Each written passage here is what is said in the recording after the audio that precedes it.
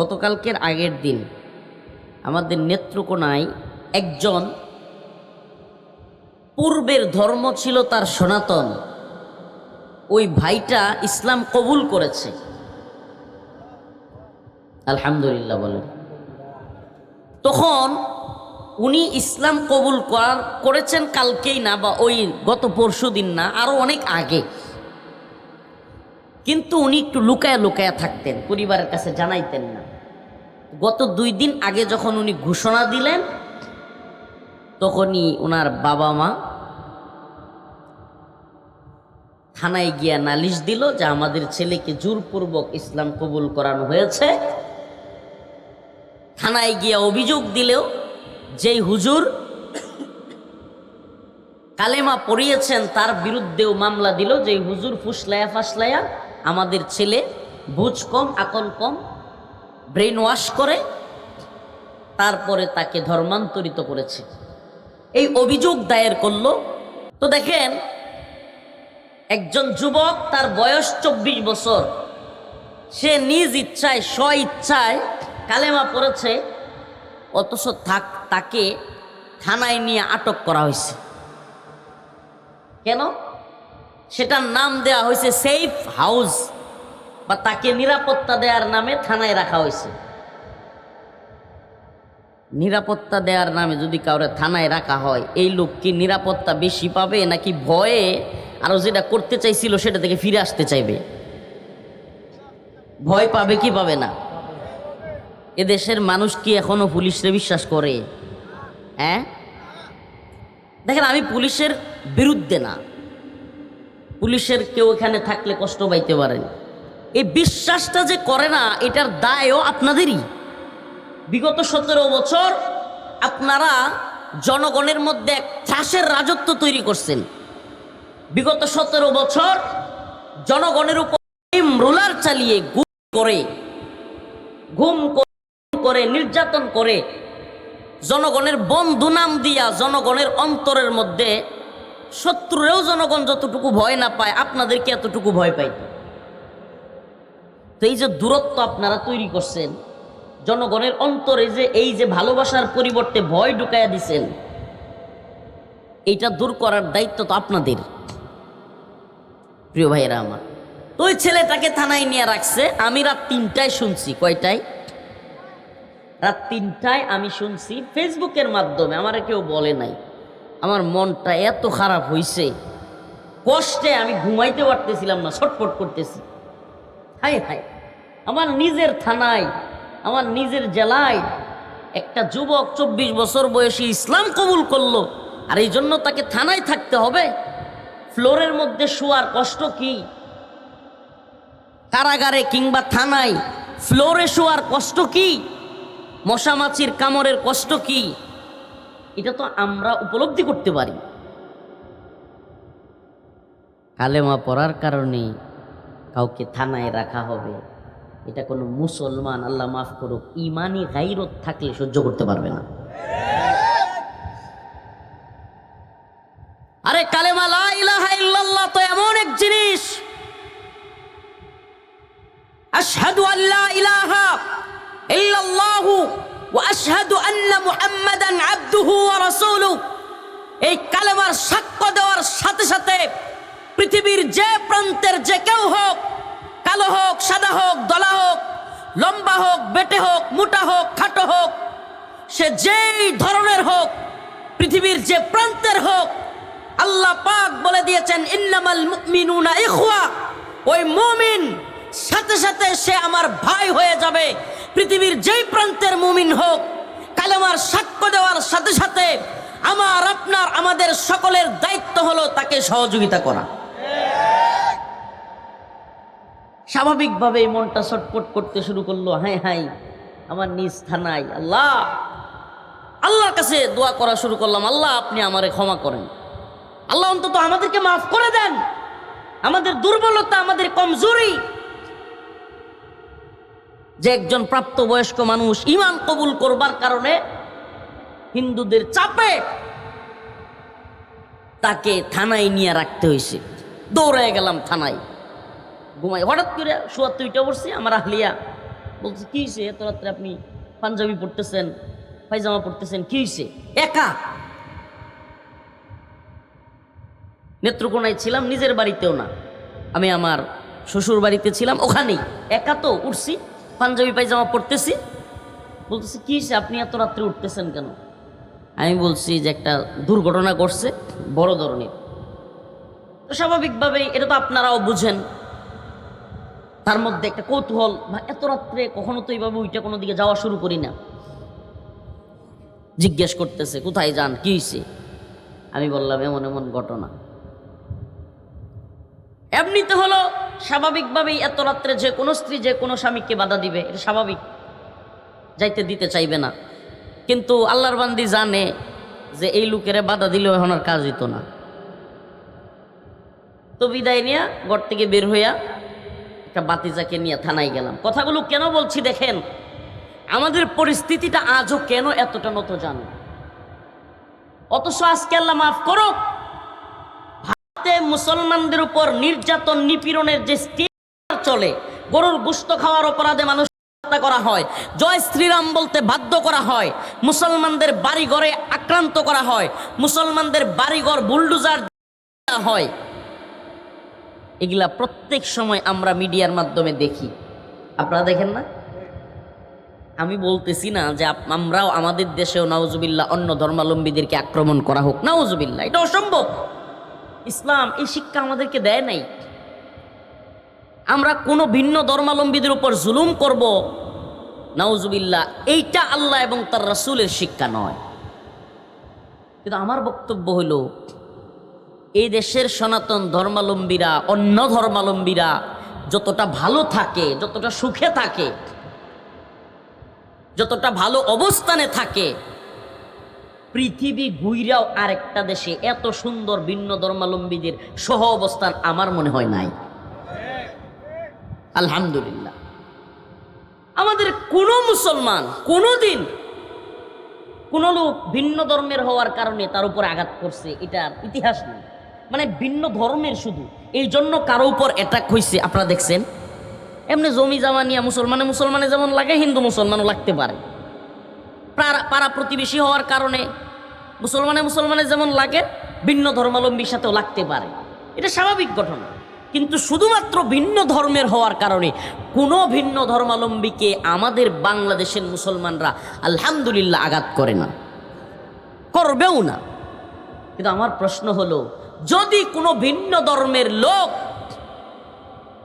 ইসলামের সুশীতল ছায়া আসতে চায়, ইসলামের সৌন্দর্য দেখে, ইসলামের ভালো দিকগুলো দেখে ইসলামী জীবন ব্যবস্থার অধীনে আসতে চায়, তখন যদি তাকে জোর কইরা হিন্দুরা নিয়ে যাইতে চায়, তখন কি আমরা চুপ থাকতে পারি? বলেন পারি? দুই রকম এক ভাই, আমাদের নাম হলো প্রীতম ঠাকুর, প্রীতু নেত্রকোনার, সে ইসলাম কবুল করেছে। আমরা দৌড়াইয়া গেলাম থানায়, গিয়া প্রশাসনের সাথে কথা বললাম, এরপরে কোর্টে নিয়ে যাওয়া হলো। আমরা উকিল ধরলাম, সকালবেলায় চলে গেছি, একবারে সকালে, আরে সারা রাত ঘুম নাই, সকালে কোর্টে গেলাম, ফজরের নামাজ পড়ছি থানায়, তারপরে গিয়া কোর্টের ভিতরে তাকে উঠাইলো, ওখানে উকিল ধরলাম, প্রশাসনের লোকদের সাথে কথা বললাম, উকিলদের সাথে কথা বললাম। আলহামদুলিল্লাহ আমরা ওই নেত্রকোনার আলেম ওলামা বা কিছু মুসলিম জনতাকে নিয়ে অবস্থান নিলাম, যাতে করে তাকে জোর করে কিছু করতে না পারে। আলহামদুলিল্লাহ শেষমেশ আদালত রায় দিল, যেহেতু সে প্রাপ্তবয়স্ক এবং তাকে অনেকগুলো প্রশ্ন করলো, অনেকগুলো প্রশ্ন, কেন তুমি মুসলিম হবে, তোমার বাবা মা সবাই সনাতন ধর্মের, তোমার কি কারণে ওই ধর্ম ভালো লাগে না, ইসলাম কেন ভালো লাগছে, তোমার কেউ প্ররোচনা দিয়েছে কিনা, তোমার কেউ টাকা পয়সার অফার দিয়েছে কিনা, তোমার কেউ কোনো লোভ দেখিয়েছে কিনা, মানে অনেক প্রশ্ন, 15 থেকে 20টা প্রশ্ন ম্যাজিস্ট্রেট করেছে। পুরো আদালত ভরপুর উকিল দিয়া, পুলিশ প্রশাসন দিয়া, মানুষ দিয়া, ওখানে সে 20টা প্রশ্নের সঠিক উত্তর দিয়েছে, আদালত সাইন দিয়েছে। যেহেতু সে স্বইচ্ছায় তার ধর্ম থেকে ইসলাম আসতে চায়, তাকে তার অবস্থানে ছেড়ে দেওয়া হোক, বাবা মার কাছে দেওয়া হবে না, সে তার নিজ জিম্মায় থাকবে। আলহামদুলিল্লাহ। প্রিয় ভাইরা আমার, বন্ধুগণ আমার, এখন আমাদের বিরুদ্ধে সনাতন ধর্মাবলম্বী অনেকেই বলতেছে হুজুররা জোর করে। ভাই দেখেন, ইসলামের মধ্যে কোনো জোর জবরদস্তি চলে না। আর যদি কালেমা পড়ার কারণে, ইসলাম কবুল করবার কারণে আমাদের কোনো নবমুসলিম ভাইয়ের উপর আঘাত করা হয়, আমরা বাংলাদেশে সেটা কোনোভাবে বরদাস্ত করব না। আমরা আমাদের কণ্ঠ, আমাদের কথা স্পষ্ট জানিয়ে দিতে চাই, আমরা কাউকে জোরপূর্বক ধর্মান্তরিত করি না, করবও না, এটা করার প্রশ্নই আসে না। কিন্তু কেউ যদি স্বেচ্ছায় ইসলাম কবুল করে, তাকে জোরপূর্বক নিয়ে যাওয়ার চেষ্টা করা হয়, আমরা অবশ্যই সেটার দাঁত ভাঙা জবাব দেব।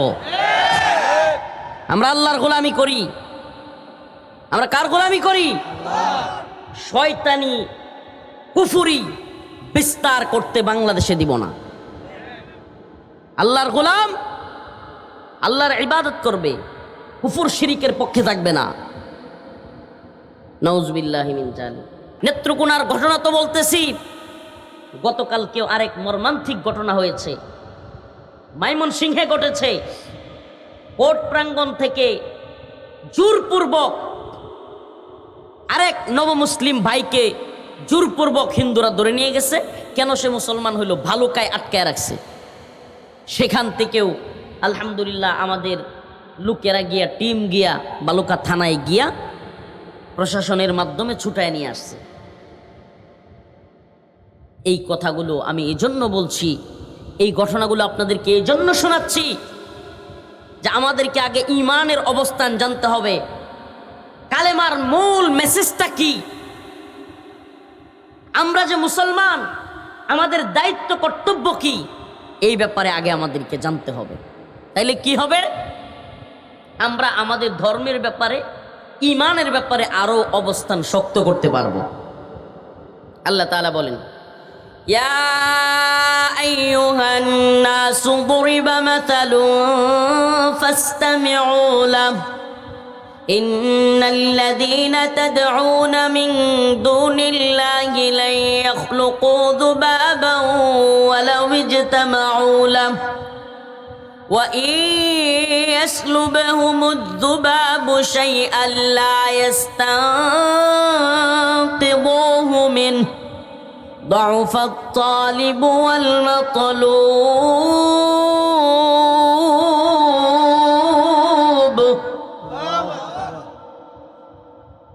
আল্লাহ রাব্বুল আলামিন বলেন, ইয়া আইয়ুহান নাস, হে মানুষেরা, দরিবা মাসালুন ফাসতামিউ লাহু, তোমাদের কাছে উপমা দেয়া হচ্ছে, উদাহরণ দেয়া হচ্ছে, ধৈর্য সহকারে মনোযোগ দিয়ে শুনো। ইয়া আইয়ুহান নাস দুরিবা মাসালুন ফাসতামিউ লাহু, তোমাদের সামনে একটা উপমা পেশ করা হচ্ছে, একটা উদাহরণ পেশ করা হচ্ছে, মনোযোগ দিয়ে শুনো। ফাসতামিউ লাহু, মনোযোগ দিয়ে শুনো। ইন্নাল্লাযীনা তাদউনা মিন দুনিল্লাহ, আল্লাহ রাব্বুল আলামিন বলেন, নিশ্চয়ই ইন্নাল্লাযীনা তাদউনা মিন দুনিল্লাহ, তোমরা আল্লাহকে বাদ দিয়া পৃথিবীতে যাদেরকে তোমরা ডাকো, যাদের দিকে তোমরা আহ্বান করো, লা ইয়াখলুকু যুবাবা, আল্লাহ বলেন তারা কি একটা মশা মাছিও বানাইতে পারবে? সুবহানাল্লাহ। এটা আমাদের কথা না, কোনো ব্যক্তির কথা না।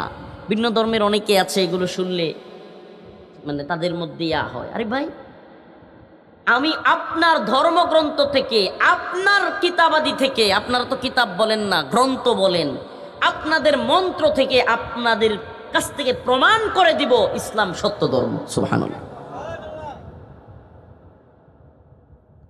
যুক্তি, বাস্তবতা, সত্য পৃথিবীতে কেউ এড়াইয়া যাইতে পারে না। বাস্তবতা, সত্য এবং যুক্তি যদি গোলামের পক্ষে থাকে গোলাম, গরিবের পক্ষে থাকে গরিব, ফকির মিসকিনের পক্ষে যদি সত্য থাকে, বাস্তবতা থাকে, যুক্তি তার পক্ষে থাকে, সত্য তার পক্ষে থাকে, পৃথিবীর বড় বড় তাবৎ ক্ষমতাসীন তার সেই সত্যের কাছে মাথা নত করতে বাধ্য। কেন? কারণ আল্লাহ বলছেন জা আল হক ওয়াজহাকাল বাতিল ইন্নাল বাতিলা কানা যাহুকা। কারণ আল্লাহ বলছেন সত্য যখন চলে আসবে বাতিল পলায়ন করতে বাধ্য হবে। বাতিলের মিথ্যা সত্যের সামনে টিকতে পারে না। যারা সত্যবাদী, সত্যের পক্ষে কাজ করেন, মাশাআল্লাহ আমাদের সমাজে কেউ কেউ প্রতিবাদী মানুষ আছেন, অন্যায়ের বিরুদ্ধে দাঁড়ান, এরা অনেক সময় কষ্ট পান। এরা অনেক সময় প্রতিবাদ করতে গিয়া মানসিকভাবে কিছুটা কষ্ট আসে। অনেক সময় খুব কাছের লোকজন, ভাই, আপন ভাই কিংবা বাবা বা একবারে পাশের লোকজন আপনাদেরকে বলে নিজের কায়া পরের মুস্তারাস বলে না, আমারই বলতো ছোটবেলা থেকে আমি একটা প্রতিবাদী মানুষ, তো আল্লাহ আলহামদুলিল্লাহ আল্লাহর ইচ্ছাই তো আমার ভাইয়েরা পর্যন্ত বলতো নিজের খায়া অন্যের এগুলো দরকার আছে। প্রিয় ভাইরা আমার, এই প্রতিবাদী মানুষগুলো অনেক সময় কষ্ট পায়, অন্তরের মধ্যে কেমন জানি লাগে। কষ্ট পাবেন না, করতে থাকবেন, চালায়া যাবেন, অন্যায়ের বিরুদ্ধে কখনো আপোষ করবেন না। আল্লাহ তাআলা বলেছেন কুনতুম খায়রা উম্মাতিন উখরিজাত লিন-নাস তা'মুরুনা বিল মা'রুফ ওয়া তানহাউনা আনিল মুনকার। আল্লাহ বলেছেন তোমাদেরকে আমি বের করছি। সুবহানাল্লাহ। আমি ইচ্ছা করে মুসলমান হইতে পারি নাই, আমি ইচ্ছা করে সত্যান্বেষী হইতে পারি নাই, আমি ইচ্ছা করে হকপন্থী হইতে পারি নাই।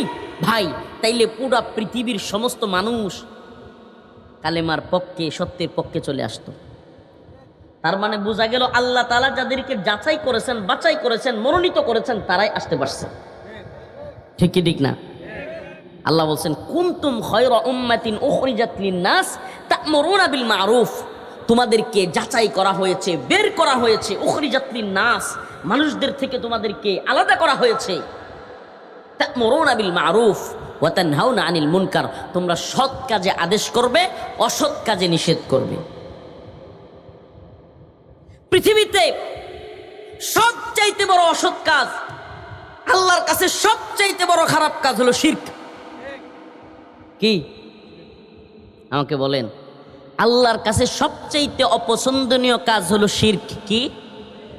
তাইলে আল্লাহর কাছে সবচাইতে অপছন্দনীয় কাজ যদি শিরক হয়, যেটা আল্লাহ কখনো বরদাস্ত করেন না। আল্লাহ পাক বলছেন ইন্নাল্লাহা লা ইয়াগফিরু আন ইউশরাকা বিহি ওয়া ইয়াগফিরু মা দুনা যালিকা লিমান ইয়াশা।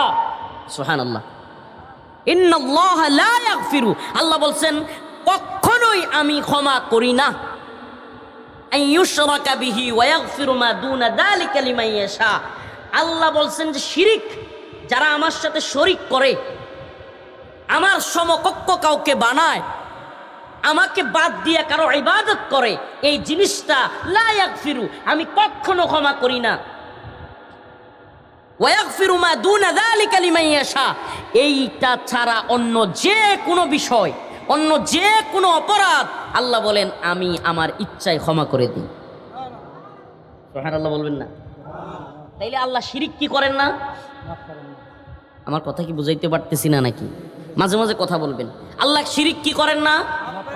আল্লাহ তাআলা শিরক কখনোই শিরক ক্ষমা করেন না। আল্লাহ বলেন ইন্নাল্লাহা লা ইয়াগফিরু আন ইউশরাকা বিহি ওয়া ইয়াগফিরু মা দুনা যালিক। আল্লাহ বলেন ইন্নাহু মান ইউশরিক বিল্লাহ ফাকাদ হাররামাল্লাহু আলাইহিল জান্নাহ ওয়া মাওয়াহুন নার। যে আল্লাহর সাথে শিরক করে না, আল্লাহ তাআলা তার জন্য জান্নাত হারাম করে দেন। যে শিরক করে আল্লাহ তার জন্য জান্নাত কি করে দেন? ইন্নাহু মান ইউশরিক বিল্লাহ ফাকাদ হাররামাল্লাহু আলাইহিল জান্নাহ ওয়া মাওয়াহুন নার, এবং তার ঠিকানা হয় জাহান্নাম। শিরককারীর ঠিকানা কোথায়?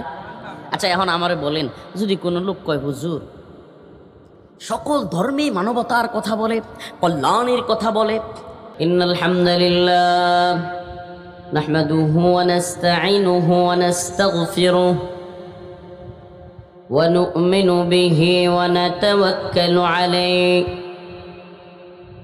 ونعوذ بالله من شرور أنفسنا ومن سيئات أعمالنا من يهده الله فلا مضل له ومن يضلل فلا هادي له ونشهد أن لا إله إلا الله وحده لا شريك له ونشهد أن سيدنا وسندنا وحبيبنا ومولانا وأولانا محمدا عبده ورسوله أرسله إلى كافة للناس بشيرا ونذيرا وداعيا إلى الله بإذنه وسراجا وقمرا منيرا أما بعد فقد قال الله تبارك وتعالى في كلامه المجيد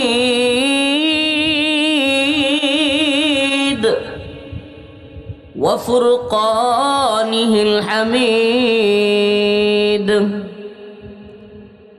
أعوذ بالله من الشيطان الرجيم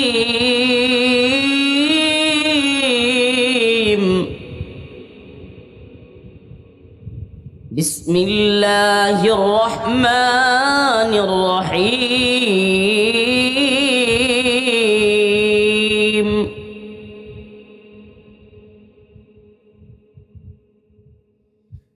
يا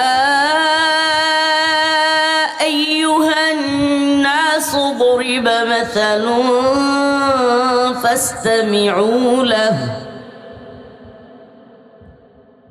إن الذين تدعون من دون الله لن يخلقوا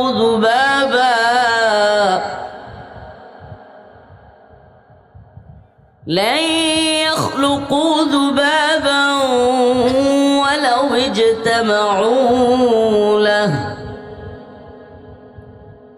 وإن يسلبهم الذباب شيئا لا يستنقضوه منه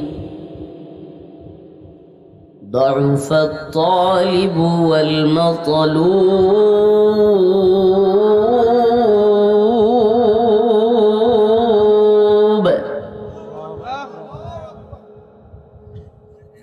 صدق الله مولانا العظيم وصدق رسوله النبي الكريم